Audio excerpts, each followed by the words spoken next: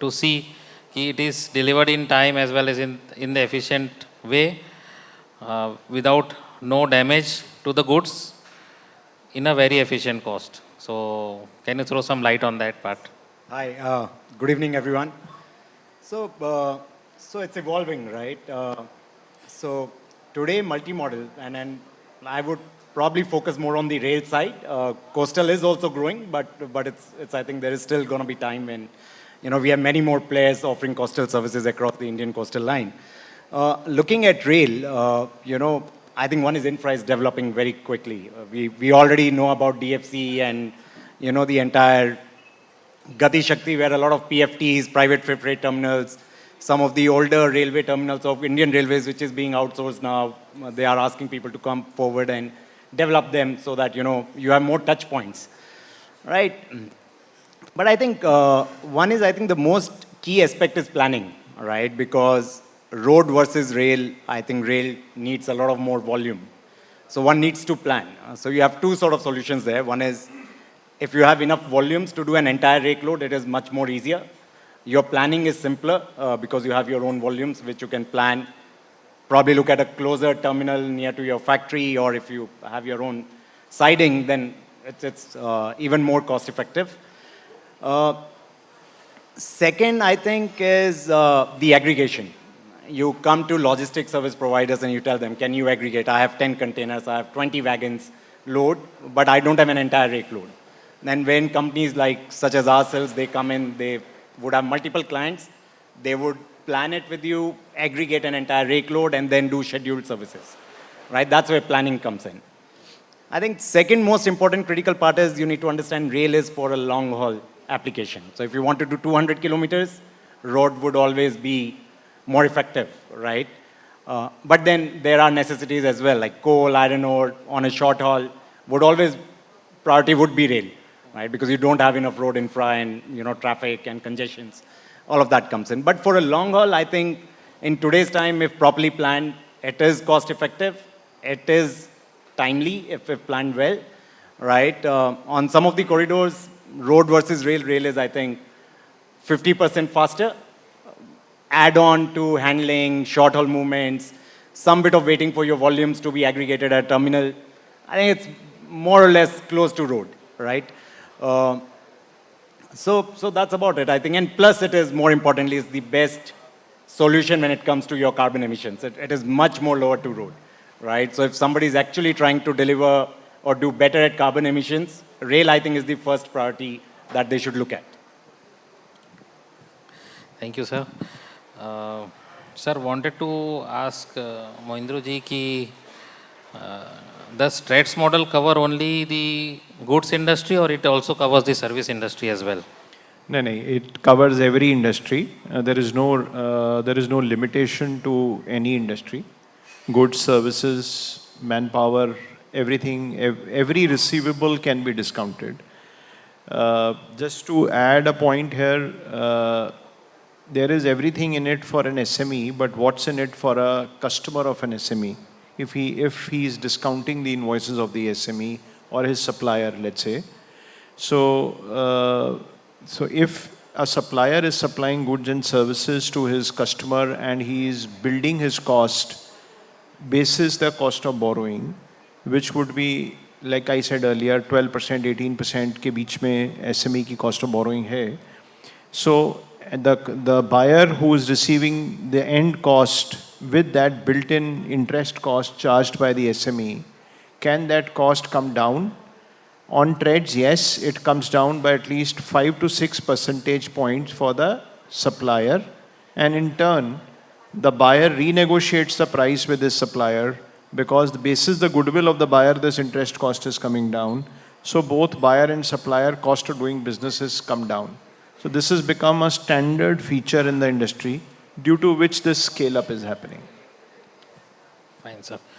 So wanted to understand what is the transparency level in this model and how the buyer and supplier can see where the invoice is, when the invoice can be financed and where is the repayment, how it can be scheduled. This kind of thing means how transparent this system is and Also the risk we have talked about because it's a buyer's risk.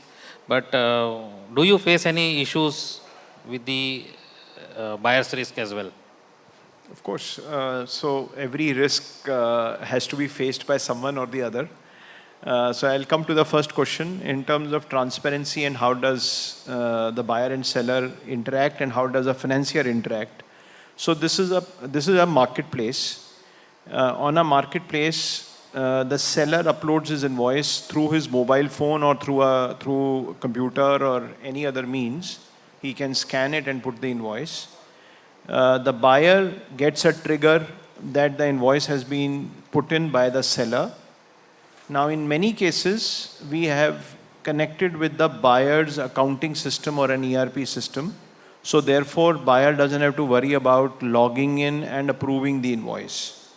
But where the buyer is not connected, on getting a trigger from the seller, the buyer has to come and approve the invoice in terms of its value and the due date. Once the buyer has approved the invoice, the seller can see that his invoice is approved. Then comes the role of the banks / NBFCs. They place the best rate of interest that they can discount the invoice at, and the seller can see that rate of interest, the offers which he bases the best offer. The seller can decide which bank or which NBFC he wants to take the finance from. And the invoice gets discounted and the payment comes to his account next day morning between 8 a.m. to 11 a.m. Now the invoice, let's say, is for a period of 60 days. On the 60th day, the buyer, who had approved the invoice, his account will be debited, and the bank who had financed that invoice on day 0, his account will be credited. So all this process is digital. There is no RTGS, bank payment or anything like that you have to worry about. The first leg, when the seller has to get the payment, it comes to in his account automatically.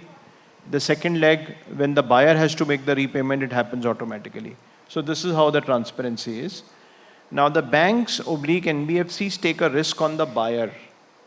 And for taking that risk, there is a credit analysis which is done on the buyer. Most of these buyers are large rated companies, so a lot of information is available in the public domain, plus a lot of analysis we do, which we submit to the banks / NBFCs, and basis that the credit limit is assigned, and that credit limit is used to discount the invoices of the sellers of those buyers. So that's the background. Understood, sir. This cycle is very helpful for the industry to take the financing. So wanted to understand from the bank's perspective, anything banks are thinking to get the innovative solutions or discounting models or in the capital financing cycle, the customer can get the financing at a faster speed, because now in case of anything to be set up or on the supply chain financing, everybody is in hurry because time is very important. So anything from bank side, any innovative model or solutions? Yeah. I'll start from the larger ones. I'll just give a perspective of how bank deals with the credit for industry. The large companies, we have a setup called corporate accounts group, a large corporate group. And for the mid-corporate, we have the mid-corporate branches. We call it CCG, corporate clients group. And the retail is done by the SME. So we have a three-tiered approach for each of them. What happens, mid-corporate, as well as large corporate and SME, the proposals are made in the system. It is pushed to my department. My department is called Credit Review Department. And I have a team of 12 sector guys. Steel, power, auto components, trade, food processing. So these guys filter the proposals and flag the risks. And then we call the branch through video conference, and discussion is held by the committee, and clearance is given then and there. So the time taken, whatever is there for creditably in a large proposal, it can be because of the techno-economic viability study, it can be on account of legal opinion or evaluation which is being done. But the entire process is digitized. Everything has a digital trail. So it's a very seamless process where all the gatekeeping is done because we are dealing with public money. In the case of SME, the smaller loans, very small loans at the bottom of the pyramid, we have introduced a system called Business Rule Engine, where up to 5 crores of limit. What we do is that we scan the GST, if they have GST, the credit bureau score, then the account statement, either with our bank or with another bank. And with that, the rule engine is run. Earlier, these proposals used to take 2 weeks of time to deliver. Now it is less than 2 days. There is one visit as to whether existence of business, the level of activity, and it's a very seamless process. This right now is up to 5 crores. We'll be expanding it for a period of time. And all our vendor financing as well as dealer financing is all done without any manual intervention. It is only through a platform-based thing, and there is no likes and dislikes. Wherever there is another product called PABL, pre-approved business loan, up to 20 lakhs. What we do is that if some entrepreneur is having a current account with me and he is having decent transactions, these transactions are scanned. Again, credit bureau is verified, and then we give a pre-approved. If somebody pre-approved offer is given, and there is an inspection to see the level of activity of the business. Thus, on all fronts, we are digitizing it, and we are going to the next level. We are having all fortifications because, digital is a double-edged sword. Garbage in, garbage out. We need to filter that garbage is not in. And we also have to have a combination of manual intervention wherever required. So we are going through this combination and taking credit delivery to the next level. And I'm sure that, much more things will be coming in the front. And all my trade finance is digitized. You can upload your LC application, guarantee application, and, you get them seamlessly through your system. That's how it's a journey. And our own YONO platform, many of you would have experienced. It had been over a period of time, we have been developing it and we have been building many more things. Particularly on steel sector is the barometer of the economy. Way back when I was a field officer in a captive unit, I used to go for inspection in the post-lunch, kicking my bike, and all the steel units used to be there. If somebody has a 4-ton activity, then he is not having adequate orders. If he is having an 8-ton activity, then he is doing moderate. If somebody is doing 12-ton activity, it's very good. So steel had been a very big barometer, and we are the largest lender in steel. We are not stopping there. We were talking about green steel. We have special product for, ship cutting, where recycled steel is encouraged in a big way, and the entire Bhavnagar, Alang area is funded by us. So we are going in a very big way in encouraging the industry, and I would like all your support in this endeavor. Thank you. So as sir has reminded about the green steel, so now coming into the logistics part, coming into the green supply chain, there is a buzzword or a trending word coming as a green logistics. So I will ask Nikhil ji to throw some light on what is green logistics and how it can help customer to achieve these targets, and what will be the impact of cost in the logistics. Right. So, a very interesting topic nowadays, right? We get this a lot from most of our clients. So I'll not talk about rail and coastal, which is more environmental friendly, right? Because they've been there, right? So now let's get back to the road logistics, where we have diesel engine, ICE vehicles that we all know, right? Now you have more products coming up, right? So today in India, we have LNG. Most of the OEMs have now, CNG was already there, which was restricted to rigid trucks. And then now, I think most of the India is now moving towards tractor trailers, which is 55-tonner vehicle, right? That's the main product because you can have more volume. It's more, price effective sort of a product. So we have LNG. Most of the OEMs now, it started by one new OEM, and now I think most of the large OEMs are offering LNG tractor, right? The problem there remains the infrastructure. We don't have enough LNG pumps, right? Some bit of infra that has come up on the western side, and randomly on northeast and south, some small footprints that are coming up, right? Still talks. And there's more or less like a chicken egg story that either the trucks will be bought first or the pumps would come first, right? That's where most of the industry is struggling. And then there are electric vehicles. I think EVs, I think we've already got a footprint and viability on the very smaller trucks, which is 1 tonners, 2.5 tonners, 3-wheelers, right? And we see a lot of them that's there on the road now. But again, on the 55-tonner tractor, we have quite a few offerings. I believe that if it is properly planned, a lot of efficiencies being brought in, I think there is a use case scenario in short haul application.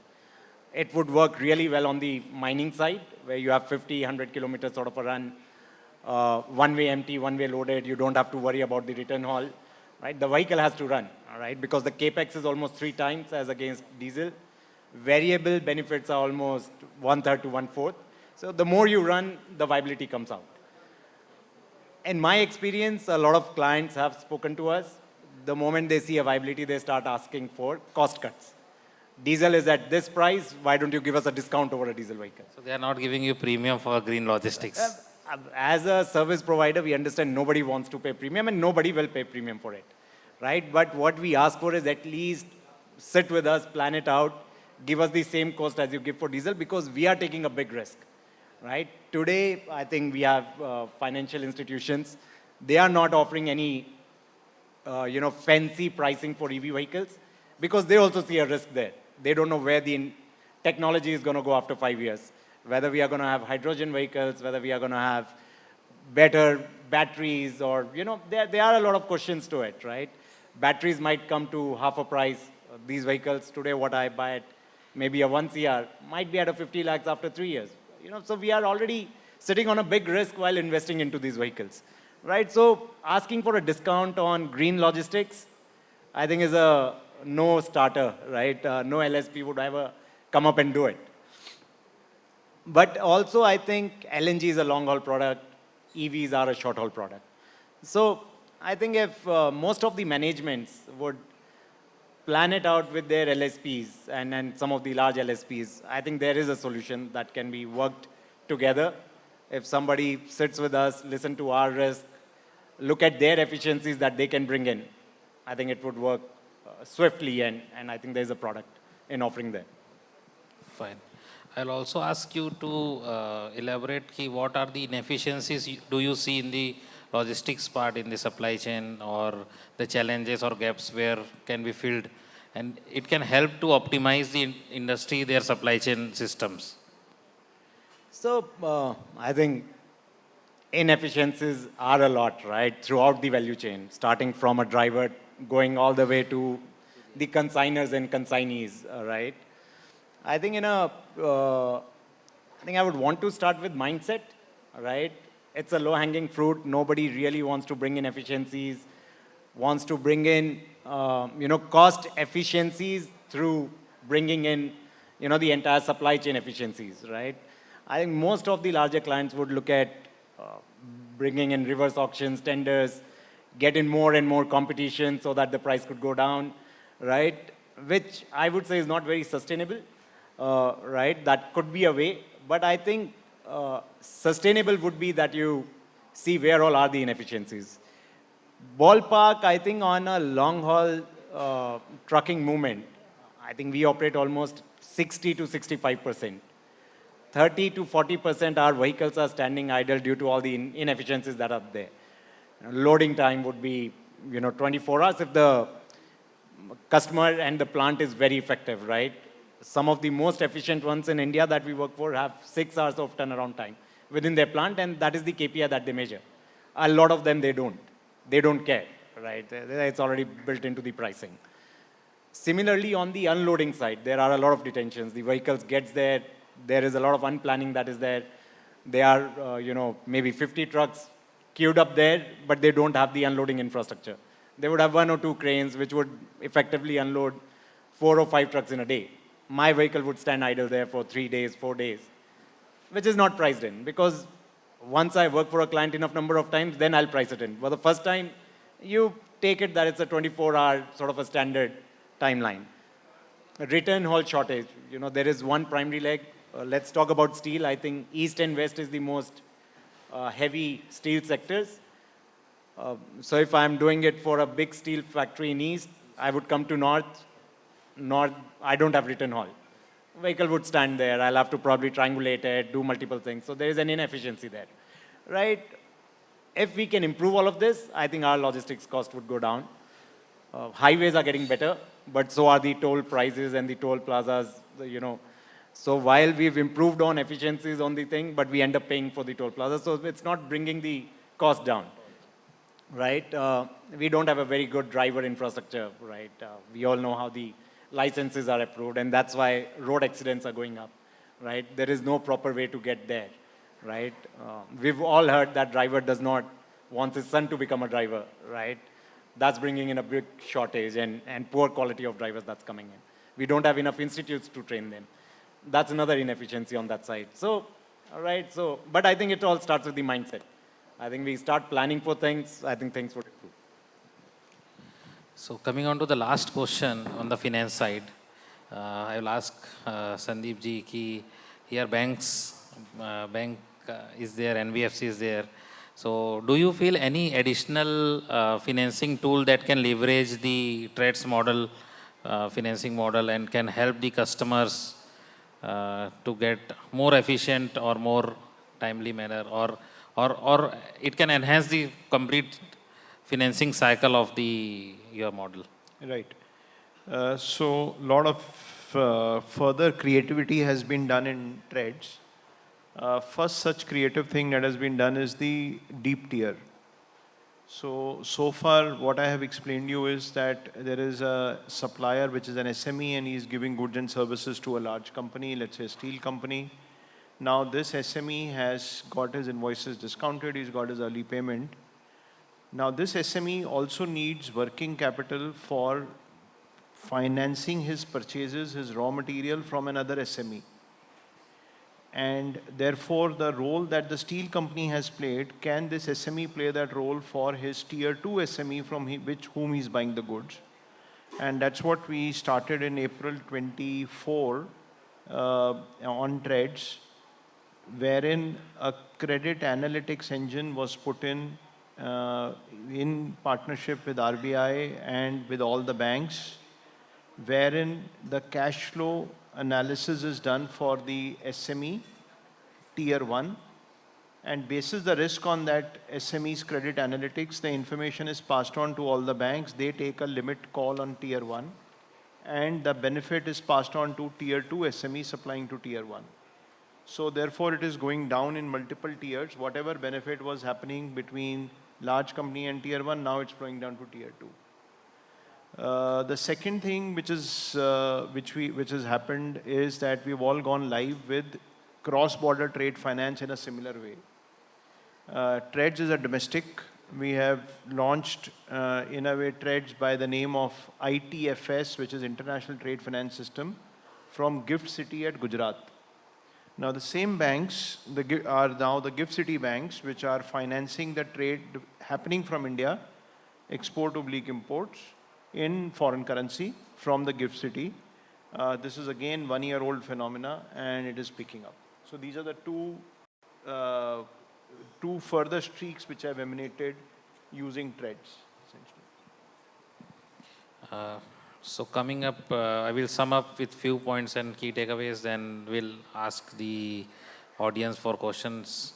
So just what we have seen, there are a lot of innovative models from banks and BFC side as well as from the trades model, as well as a lot of innovative things have been explored in the logistics side as well for the optimizing the supply chain solutions.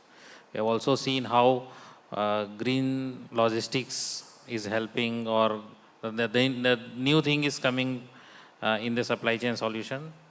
Now I will open or ask audience if they have any question, because we have a great panelists from different field, from banks, from NBFC, from trade side. We have expert from logistics. So if you have any question, if you are facing any issues, or if you want to get help, how you can optimize your supply chain. So anybody?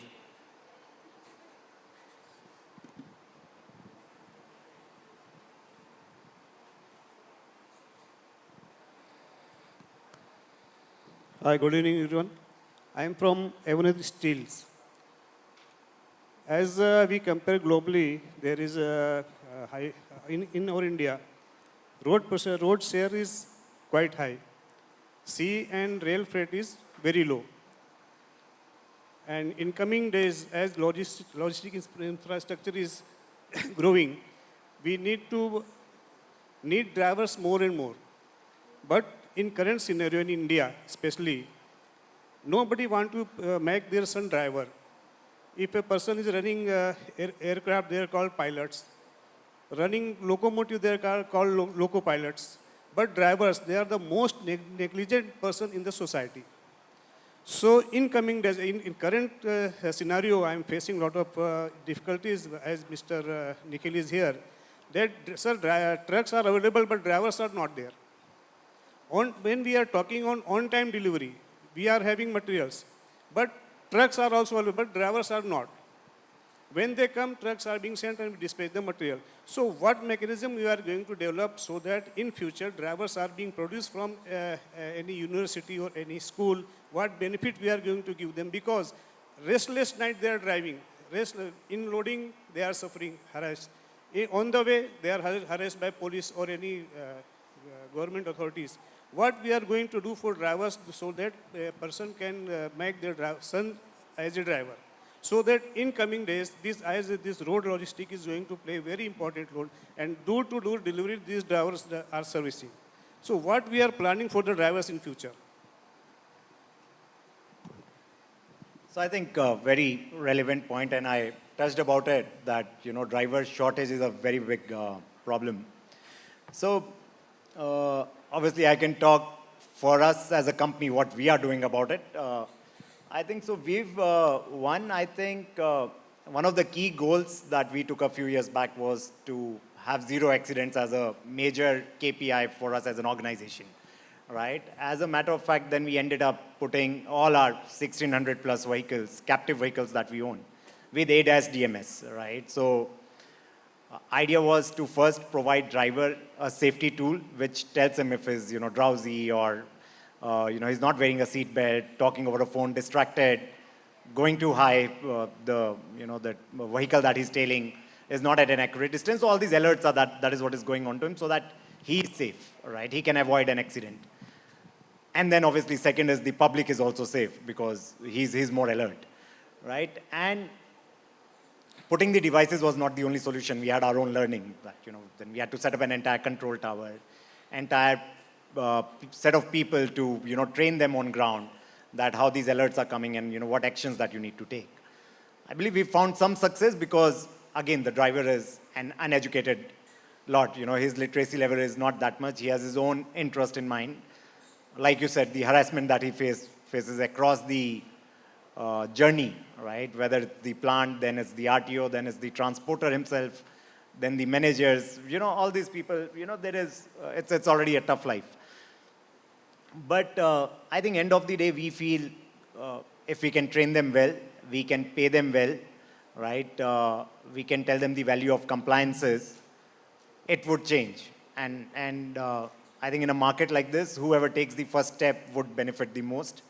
We believe we are going in the right direction. We are also trying to speak to government. I think when I hear Shri Gadkari ji on most of the conferences, he talks so much about safety, right? So he has his own concerns, and I think they are working towards it to make about that change so that the accidents could go down, right? But you're absolutely right. The en route harassments and the challenges that they face is a very big problem, and somebody would have to take steps, and largely government would have to take some step to ensure that it's a free flow movement for them, right? It's changing, but I think we are still far away to bring about this change. Thank you, Nikhil ji. Any more questions?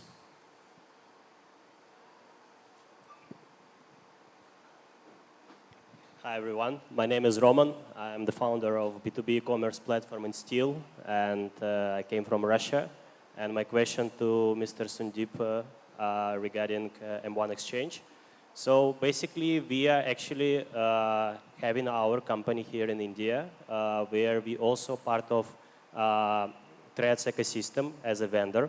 So we basically supply steel also to infra players. So we pretty aware about the concept, how it works. So it's actually a good product. What you mentioned is about deep tier financing is actually the big problem because, you know, steel product require reprocessing and a lot of fabricators, manufacturers, they need to procure it, right? So for that, right now, as I can see, usually procurement financing or purchase invoice discounting comes from NBFC in many cases and a little bit from banks because, I mean, it requires collaterals and all. When I was thinking about this problem, as I wanted your opinion on that, is that why can't we introduce escrow for in threads?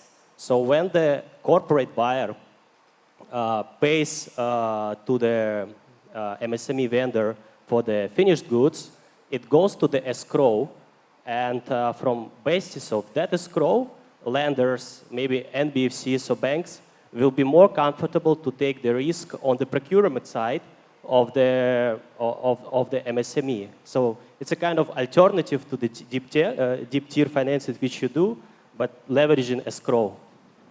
A very interesting point.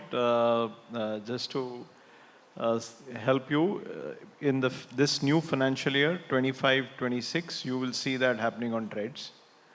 It's work in progress for the making. And the way it'll work is it'll help the tier 1 for his purchase order finance in a way.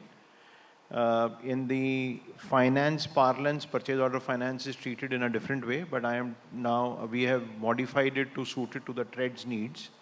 So if a company A has given goods and has given an order to a SME supplier 1, and there is a purchase order for, let's say, X value. Now this supplier 1 is evaluated on his credentials, basis his credentials and his past track record of making the goods and supplying on time with good quality. The credit will be given to him, and that credit will be used to buy raw material from SME2. Now the raw material has been bought, he'll process it and he'll send it to his ex-customer. Now when the ex-customer is releasing the payment on threads, it will be parked in the escrow. And from that payment, first his purchase order finance payment will be released to the financing bank or an NBFC, and then the balance payment will be paid to him. So that's the flow we are working on. In few months, we should be live. So I think Roman has got his answer, and as well as the implementation timeline as well. So any more questions from the audience side?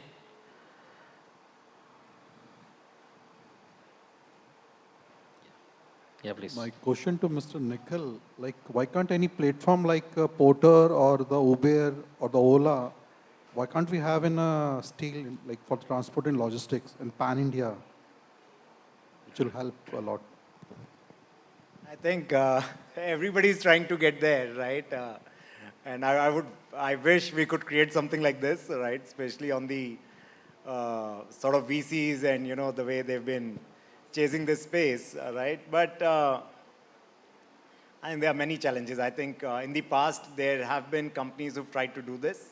I think more or less what, I wouldn't say like an Uber sort of a model, but it could probably be a freight exchange sort of a model that could come up, right? Wherein everybody has a transparency of which vehicle and what freights are going on, and if it's a transparent system, one could just go and pick it up.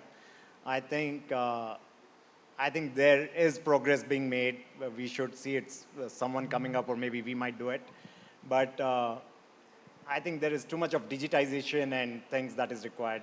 One has to get availability of vehicles everywhere. They have to all be connected. I think the new Euro 6 vehicles are all with a platform, but if the data starts getting shared with everyone, then maybe it would make that as an enabler to do it, right? Currently, I think there are too many intermediaries to make it success, but I think there would be a time we should have a successful freight exchange in India as well, right? But no answer to that currently. So I will thank you all the panelists for coming up here, and this was a fantastic session where you all have come up from different verticals and have explained the different things into the logistics and the financing models in the supply chain for optimizing it. So we are looking forward this kind of session in our upcoming conference as well, because this is the first time we have introduced this kind of session. It's very